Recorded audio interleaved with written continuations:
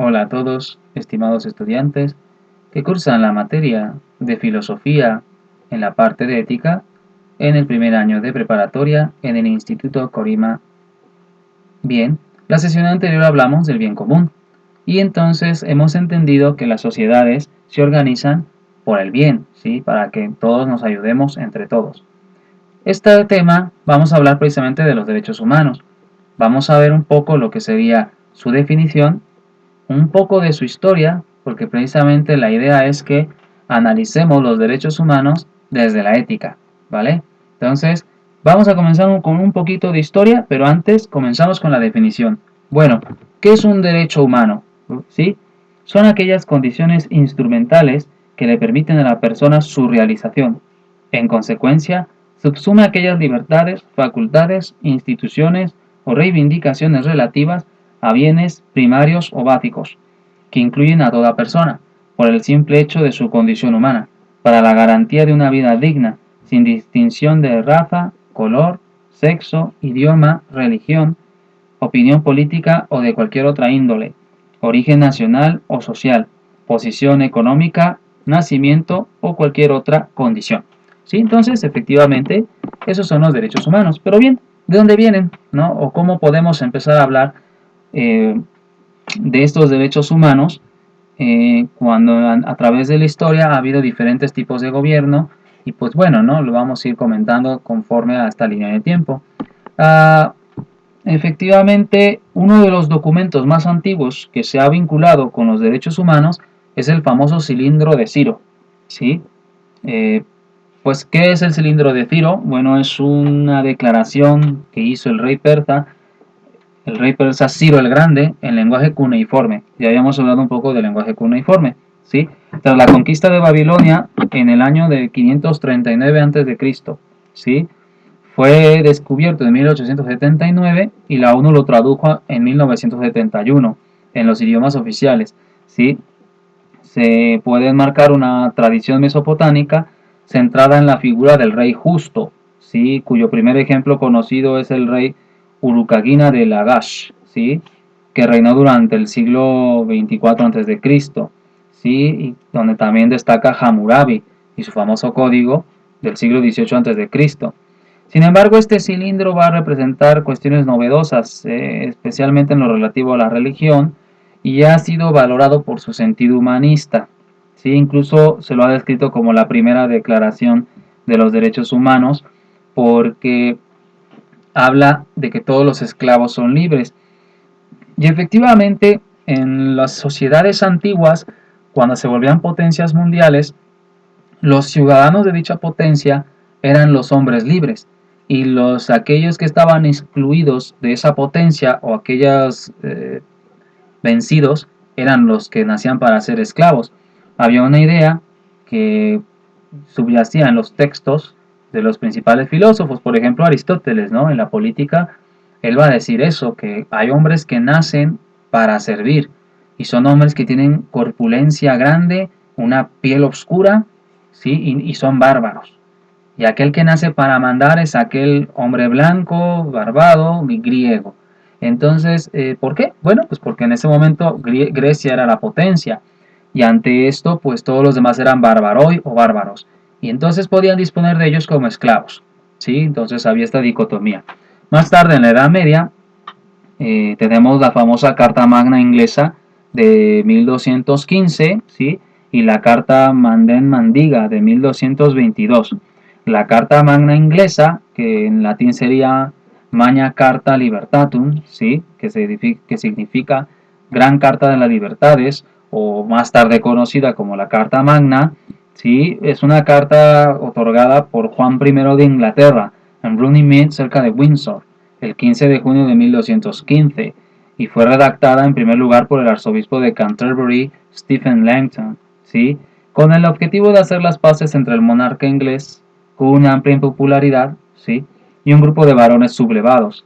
El documento prometía la protección de los derechos eclesiásticos, la protección de los varones ante la detención ilegal, acceso a la justicia inmediata, limitaciones de tarifas feudales a favor de la corona, ¿sí?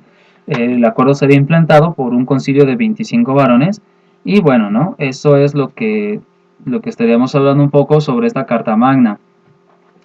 Pero precisamente, sí, por ejemplo, hay un derecho ahí muy interesante, nadie puede detenerlos de manera ilegal, y ahí lo está estableciendo esta Carta Magna, ¿sí? Luego, más tarde, como menciona ahí, tenemos en 1689 los derechos británicos de herencia, ¿sí? Y luego tenemos algo muy interesante que, bueno, eso ha sido un motivo de controversia, que dónde nacen los derechos humanos. Otros dicen que es en la Revolución Francesa, precisamente, y otros en la Revolución de Independencia de los norteamericanos, porque igual tenemos la misma cuestión. Tenemos un Norteamérica del norte, valga la redundancia, y del sur, donde había esclavistas y había libertarios. Entonces, pues cuando se firma esta independencia o esta Carta Magna de Derechos, the Bill of Act of Bill, dice que todos los hombres son iguales, ¿no?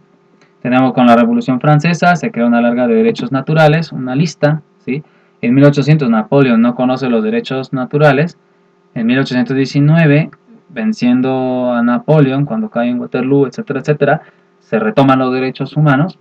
En 1820 se firman acuerdos para los derechos humanos en Europa. Gandhi hace protestas en la India, que toda la gente en la tierra tiene derechos. En 1930 se reconocen los derechos humanos en todo el mundo, gracias al pacto Gandhi-Irwin. En la Segunda Guerra Mundial se van a limitar los derechos humanos de los judíos, ¿sí? Entonces, pues bueno, ahí donde se pierde para ellos, porque para muchos seguían habiendo derechos humanos, ¿sí? 1940 los derechos humanos entran en una fase de crisis, porque precisamente seguimos en la Segunda Guerra Mundial. En 1944, después de Auschwitz y todas estas cuestiones, el mundo necesita derechos humanos, ¿sí? En 1945 se crea la ONU, para que el propósito de esta sea reafirmar la fe en los derechos humanos, la dignidad y el valor de la persona. En 1946 no existe un concepto único de derechos humanos, vamos a tener bastantes, ¿sí? Y bueno, se crea la Declaración Universal de los Derechos Humanos en 1948, ¿sí? Que es muy interesante. ¿Por qué? Bueno, entonces en el siglo XX se caracteriza por la incorporación de los derechos humanos al derecho internacional, ¿sí? Porque a principios del siglo se afirmaba que esta rama del derecho solo regulaba las relaciones entre los estados y excluía a los particulares, ¿sí? Entonces el cambio fue rápido tras la Segunda Guerra Mundial.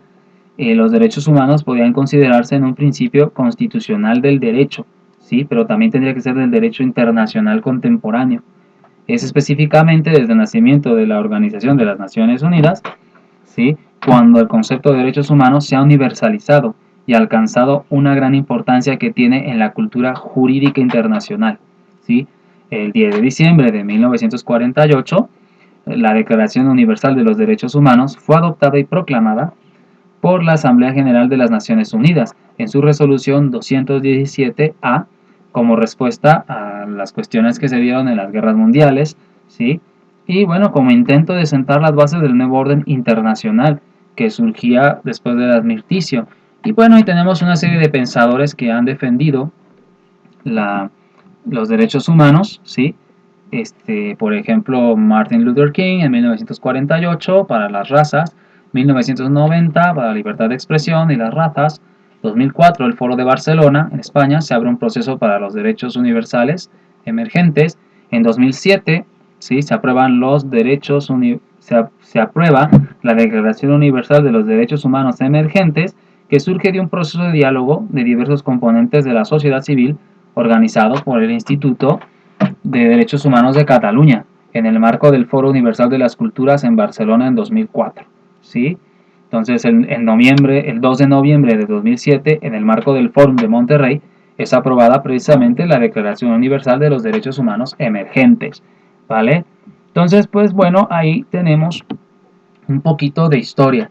Ahora bien, pues ¿qué son los derechos humanos? Mencionamos arriba un poquito lo que sería la definición, pero efectivamente el derecho humano parte necesariamente de un concepto jus naturalista, ¿sí? O sea, el derecho natural, ¿sí? Esto postula la existencia de derechos del hombre fundados en la naturaleza humana, universales, anteriores y superiores al ordenamiento jurídico positivo. ¿Se acuerdan que hablamos de ley divina, ley natural y ley positiva? Entonces, la ley positiva es la que se aplica en los castigos, en los códigos civiles, en las constituciones. Entonces, este derecho natural está encima de todo eso, ¿sí? Entonces, el derecho natural es una doctrina ética y jurídica, ¿sí?, que postula la existencia de derechos fundamentados o determinados en la naturaleza humana, o sea, solo por el hecho de ser humano, ¿sí? Propugna la existencia de un conjunto de derechos universales, anteriores, superiores e independientes al derecho escrito.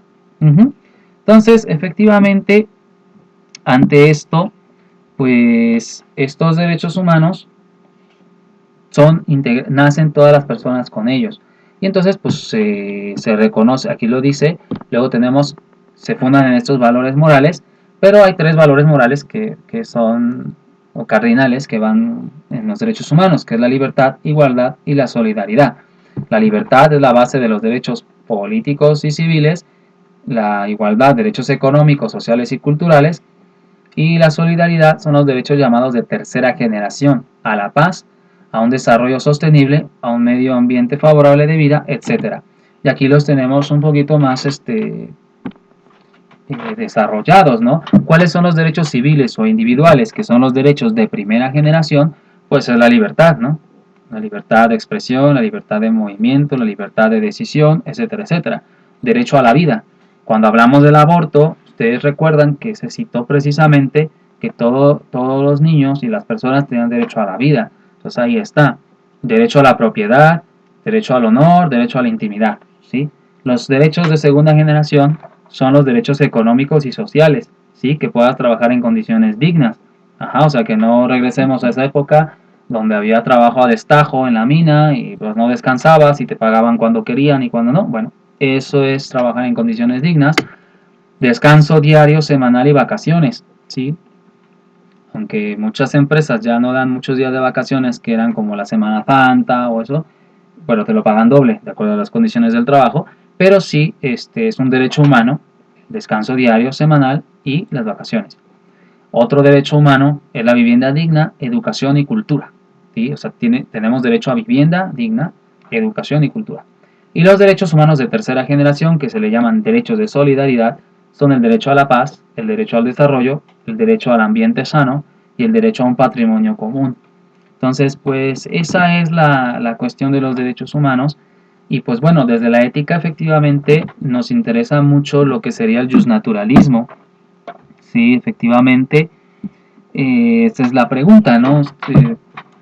Que actualmente se hacen ante la deconstrucción, ¿sí? Cuando pasa esta cuestión de que se deja de creer en esencias, en el esencialismo, y la ontología ya no le interesa saber si existe Dios, el alma o entidades distintas que sean reales y existentes.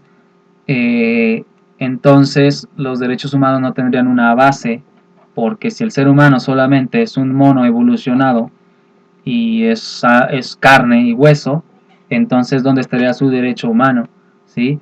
Y esa es una pregunta que se hace de la filosofía ateísta o las filosofías deconstructivistas que han nacido en este siglo XX, como el existencialismo de Derrida y de todos estos que vimos en la primera parte de este curso de filosofía.